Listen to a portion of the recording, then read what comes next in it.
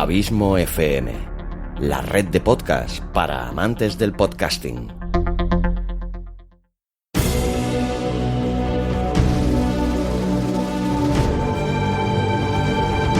Una producción de Abismo FM y Lorincisus, creada para todos aquellos que quieren disfrutar de su tiempo libre escuchando grandes historias.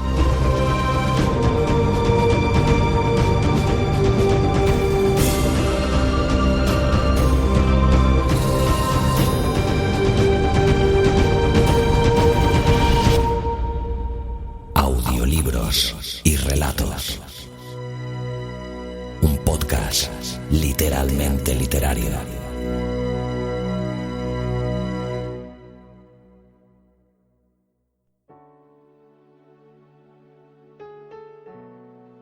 Hola amigos, bienvenidos a Audiolibros y Relatos, un podcast literalmente literario. Este podcast está producido por Xavi Villanueva y un servidor, Luis Carballés, conocido como Lord Incisus. En Audiolibros y Relatos vais a poder disfrutar de magníficas historias escritas por grandes autores de la literatura universal. En esta ocasión, hemos elegido un relato de Vicente Blasco Ibáñez. Vicente Blasco Ibáñez nació en Valencia, en España, un 29 de enero de 1867 y falleció en Menton, Francia, el 28 de enero de 1928. Dividió su vida entre la política, el periodismo, la literatura y el amor por las mujeres. Él se definía a sí mismo como un hombre de acción. Era entusiasta de la historia y de la literatura, especialmente de Miguel de Cervantes. Blasco Ibáñez es considerado un escritor naturalista y aunque se agrupa en la generación del 98, sus miembros no lo consideraban como tal. Asimismo, se califica su obra como naturalista realista con toques costumbristas y regionalistas.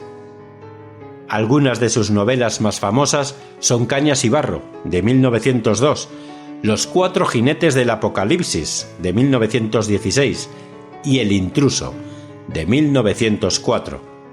El relato escogido se titula El maniquí. El maniquí es un cuento que se encuentra dentro del libro La condenada. Este cuento trata sobre un matrimonio que no sobrevive a la codicia de la mujer, una ambición que la lleva a cometer adulterio. Él, tras esto, se siente profundamente herido y sus vidas se separan.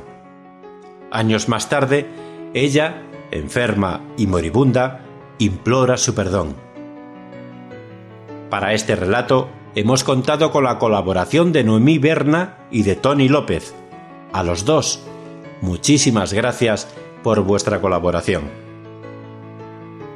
Para todos los demás, esperamos que os guste la historia y que la disfrutéis. Porque como ya sabéis, os merecéis disfrutar de vuestro tiempo escuchando grandes historias. Hasta el próximo programa.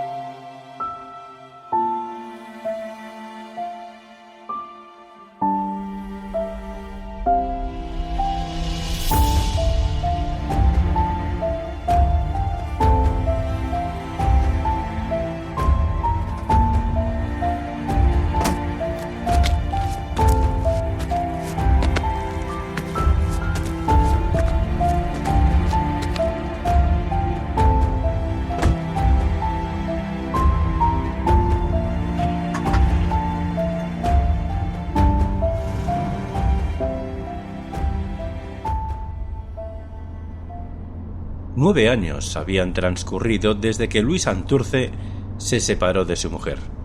Después la había visto envuelta en sedas y tules en el fondo de elegantes carruajes, pasando ante él como un relámpago de belleza, o la había adivinado desde el paraíso del Real, allá abajo, en un palco, rodeada de señores que se disputaban el murmurar algo a su oído, para hacer gala de una intimidad sonriente.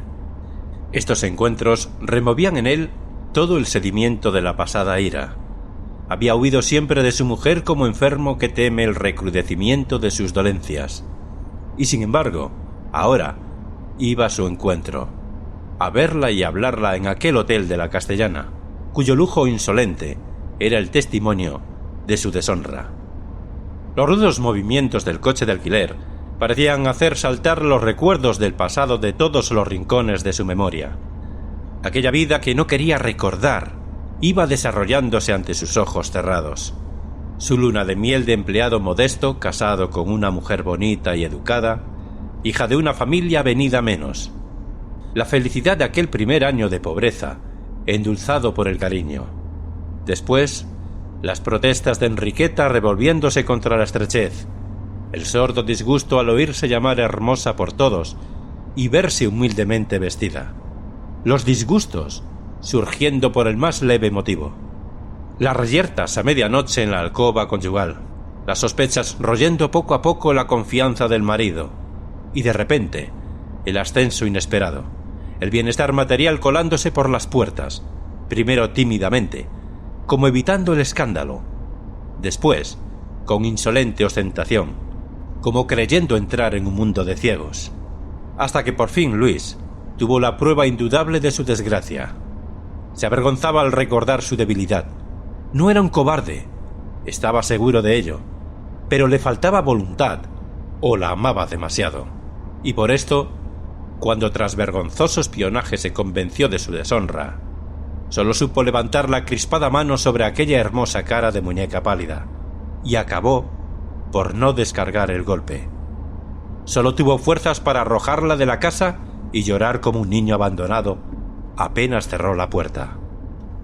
Después, la soledad completa, la monotonía del aislamiento, interrumpida por noticias que le hacían daño.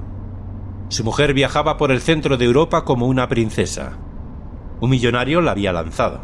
Aquella era una verdadera existencia, para aquello había nacido. Todo un invierno llamó la atención en París. Los periódicos hablaban de la hermosa española. Sus triunfos en las playas de moda eran ruidosos. Se buscaba como un honor arruinarse por ella. Y varios duelos y ciertos rumores de suicidio formaban en torno de su nombre un ambiente de leyenda. Después de 3 años de correría triunfal, volvió a Madrid, acrecentada su hermosura por el extraño encanto del cosmopolitismo. Ahora la protegía el más rico negociante de España, y en su espléndido hotel reinaba sobre una corte solo de hombres, ministros, banqueros, políticos influyentes, personajes de todas clases que buscaban su sonrisa como la mejor de sus condecoraciones. Tan grande era su poder, que hasta Luis creía sentirlo en torno de su persona, viendo que se sucedían las situaciones políticas sin que le tocasen su empleo. El miedo a combatir por el sostenimiento de la vida le hacía aceptar aquella situación, en la que envidiaba la mano oculta de Enriqueta. Solo y condenado a trabajar para vivir, sentía, sin embargo, la vergüenza del miserable que tiene como único mérito ser esposo de una mujer hermosa. Todo su valor consistía en huir cuando la encontraba a su paso, insolente y triunfadora en su deshonra. Huir perseguido por aquellos ojos que se fijaban en él con sorpresa, perdiendo su altivez de mujer codiciada. Un día, recibió la visita de un cura viejo y de aspecto tímido, el mismo que ahora iba sentado junto a él en el coche. Era el confesor de su mujer. Bien había sabido escogerlo. Un señor bondadoso, de cortos alcances. Cuando dijo quién le enviaba, Luis no pudo contenerse. Valiente tal, y soltó redondo el insulto. Pero imperturbable el buen viejo, como quien trae aprendido el discurso y lo teme olvidar si tarda en soltarlo, le habló de Magdalena pecadora, del Señor que, siendo quien era, la había perdonado, y pasando al estilo llano y natural, contó la transformación sufrida por Enriqueta. Estaba enferma. Apenas si salía de su hotel. Una enfermedad que roía sus entrañas. Un cáncer al que había que domar con continuas inyecciones de morfina para que no la hiciera desfallecer y rugir de dolor con sus crueles arañazos. La desgracia la había hecho volver sus ojos a Dios. Se arrepentía del pasado. Quería verle. Y él, el hombre cobarde, saltaba de gozo al oír esto, con la satisfacción del débil que se ve vengado. Un cáncer, el maldito lujo que se pudría dentro de ella, haciéndola morir en vida. Y siempre tan hermosa, ¿verdad? ¡Qué dulce venganza! No iría a verla. Era inútil que el cura buscase argumentos. Podía visitarle cuando quisiera y darle noticias de su mujer. Aquello le alegraba mucho. Ahora comprendía por qué los hombres son malos. Desde entonces, el cura le visitaba casi todas las tardes para fumar unos cuantos cigarros, hablando de Enriqueta, y alguna vez salían juntos, paseando por las afueras de Madrid como antiguos amigos. La enfermedad avanzaba rápidamente. Enriqueta estaba convencida de que iba a morir. Quería verle para implorar su perdón. Así lo pedía, con tono de niña caprichosa y enferma que exige un juguete. Hasta el otro, el protector poderoso, dócil a pesar de su omnipotencia, le suplicaba al cura que llevase al hotel al marido de Enriqueta. El buen viejo hablaba con fervor de la conmovedora conversión de la señora, aunque confesando que el maldito lujo, perdición de tantas almas, todavía la dominaba. La enfermedad la tenía prisionera en su casa, pero en los momentos de calma, cuando el pícaro dolor no la hacía ir de un lado a otro como una loca, hojeaba catálogos y figurines de París, escribía a sus proveedores de allá, y rara era la semana en que no llegaban cajones con las últimas novedades, trajes, sombreros y joyas que, después de contemplados y manoseados un día en el cerrado dormitorio, caían en los rincones o se ocultaban para siempre en los armarios, como juguetes inútiles. Por todos estos caprichos pasaba el otro, con tal de ver a Enriqueta sonriente. Estas continuas confidencias hacían penetrar lentamente a Luis en la vida de su mujer. Seguía de lejos el curso de su enfermedad y no pasaba día sin que mentalmente se rozase con aquel ser, del que se había apartado para siempre. Una tarde se presentó el cura con desusada energía. Aquella señora estaba en las últimas, le llamaba a gritos. Era un crimen negar el último consuelo a una moribunda, y él no lo consentía. Sentíase capaz de llevárselo a viva fuerza. Luis, vencido por la voluntad del viejo, se dejó arrastrar y subió a un coche, insultándose mentalmente, pero sin fuerzas, para retroceder. ¡Cobarde! ¡Cobarde para siempre!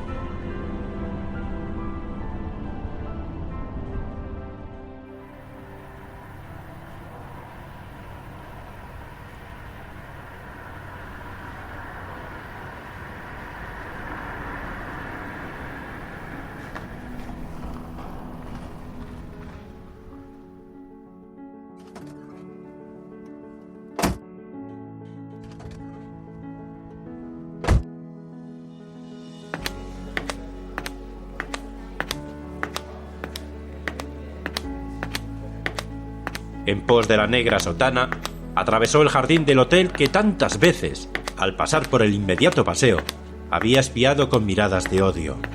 Y ahora, nada, ni odio ni dolor. Un vivo sentimiento de curiosidad, como el que entra en país desconocido, paladeando anticipadamente las maravillas que espera ver. Dentro del hotel, la misma impresión de curiosidad y asombro. ¡Ah, miserable! ¿Cuántas veces, en los ensueños de su voluntad impotente, se había visto entrando en aquella casa como un marido de drama, el arma en la mano para matar a la esposa infiel y destrozando después, como una fiera loca, los muebles costosos, los ricos cortinajes, las mullidas alfombras. Y ahora, la blandura que sentía bajo sus pies, los bellos colores por los que resbalaba su mirada, las flores que le saludaban con su perfume desde los rincones, causábanle una embriaguez de eunuco, y sentía impulsos de tenderse en aquellos muebles, de tomar posesión, como si le pertenecieran, por ser de su mujer. Ahora comprendía lo que era la riqueza, y con qué fuerza pesaba sobre sus esclavos. Estaba ya en el primer piso, y ni siquiera había percibido, en la calma solemne del hotel, ninguno de esos detalles con que se revela la muerte al entrar en su casa. Vio criados tras cuya máscara impasible creyó percibir un gesto de curiosidad insolente. Una doncella le saludó con enigmática sonrisa, que no se sabía si era de simpatía o de burla para el marido de la señora. Creyó distinguir en una habitación inmediata un señor que se ocultaba, tal vez era el otro, y aturdido por aquel mundo nuevo, atravesó una puerta, empujado suavemente por su guía. Estaba en el dormitorio de la señora, una habitación sumida en suave penumbra, que rasgaba una faja de sol, filtrándose por un balcón entreabierto. En medio de este rayo de luz estaba una mujer erguida, esbelta, sonrosada, vestida con un hermoso traje de suirí, las nacaradas espaldas surgiendo de entre nubes de blondas, y el pecho y la cabeza deslumbrantes con el centelleo de las joyas. Luis retrocedió asombrado, protestando de la farsa. ¿Aquella era la enferma? ¿Le habían llamado para insultarle? Luis. Gimió tras él una voz débil, con entonación infantil y suave, que le recordaba el pasado, los mejores instantes de su vida. Sus ojos, acostumbrados ya a la oscuridad, vieron en el fondo de la habitación algo monumental e imponente como un altar, una cama con gradas, y en la cual, bajo los ondulantes cortinajes, se incorporaba trabajosamente una figura blanca. Entonces se fijó en la mujer inmóvil, que parecía esperarle con su esbelta rigidez y sus ojos de vaga mirada, como empañados por lágrimas. Era un artístico maniquí que guardaba cierta semejanza con Enriqueta. Le servía para poder contemplar mejor aquellas novedades que continuamente recibía de París. Era el único actor de las representaciones de elegancia y riqueza que se daba a solas para remedio de su enfermedad. Luis. Volvió a gemir la vocecita desde el fondo de la cama. Tristemente fue Luis hacia ella para verse agarrado por unos brazos que le apretaron convulsivamente y sentir una boca ardorosa que buscaba la suya, implorando perdón, al mismo tiempo que en una mejilla recibía la tibia caricia de las lágrimas. Di que me perdonas. Dilo, Luis. Tal vez no me muera. Y el marido, que instintivamente intentaba repelerla, acabó por abandonarse entre aquellos brazos, repitiendo sin darse cuenta las mismas palabras cariñosas de los tiempos felices. Ante sus ojos, habituados a la oscuridad, iba marcándose con todos sus detalles el rostro de su mujer.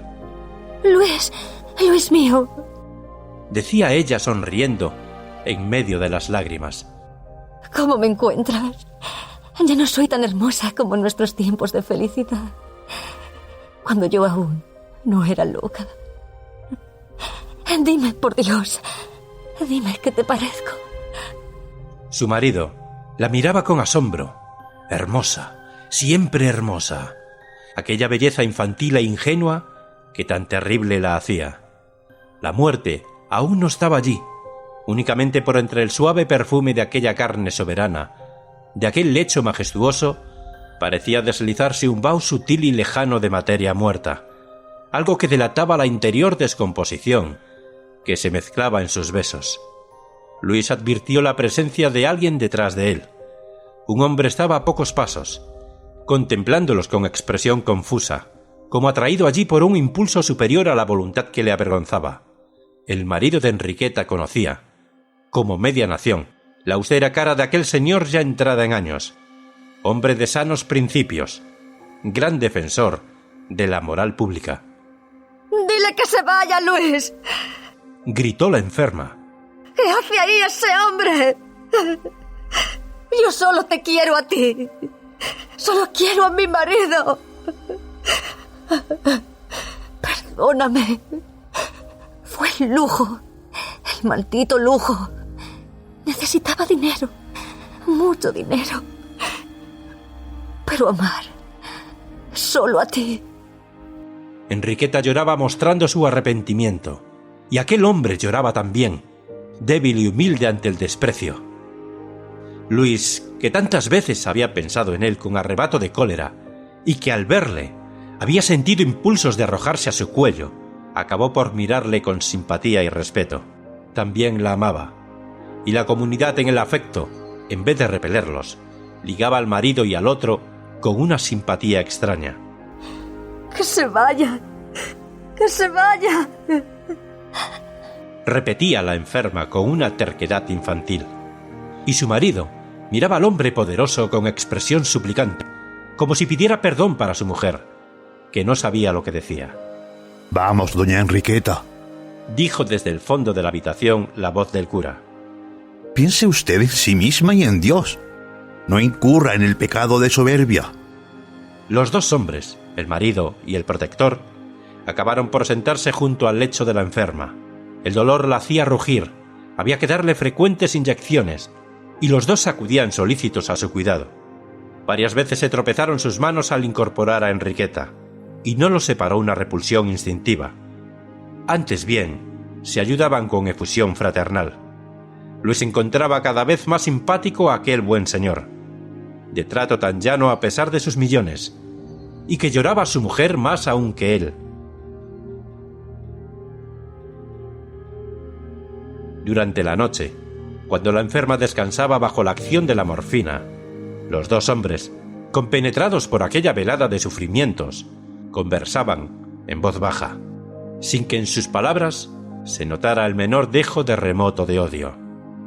Eran como hermanos reconciliados por el amor. Al amanecer, murió Enriqueta repitiendo: «Perdón. Perdón». Pero su última mirada no fue para el marido. Aquel hermoso pájaro sin seso levantó el vuelo para siempre, acariciando con los ojos el maniquí de eterna sonrisa y mirada vidriosa, el ídolo del lujo, que erguía cerca del balcón su cabeza hueca, sobre la cual, con infernal fulgor, centelleaban los brillantes, heridos por la azulada luz del alba.